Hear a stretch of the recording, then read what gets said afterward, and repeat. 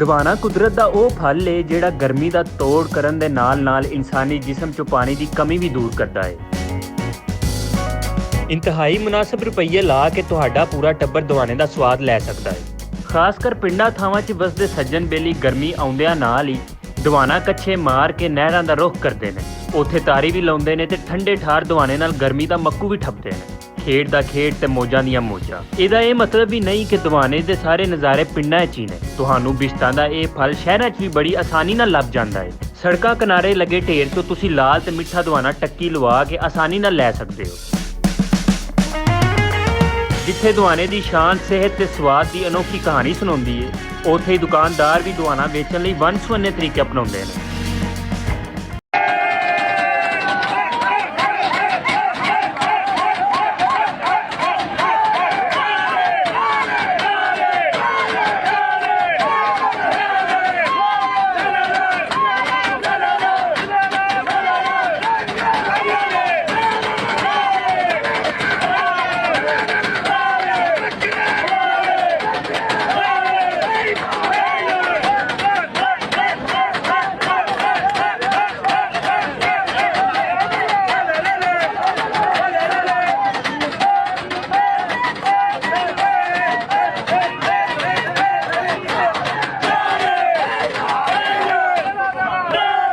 ਲਾਲ ਤੇ ਮਿੱਠਾ ਦਵਾਨਾ ਰੱਬ ਦੀ ਵੱਡੀ ਨੇਮਤ ਹੈ।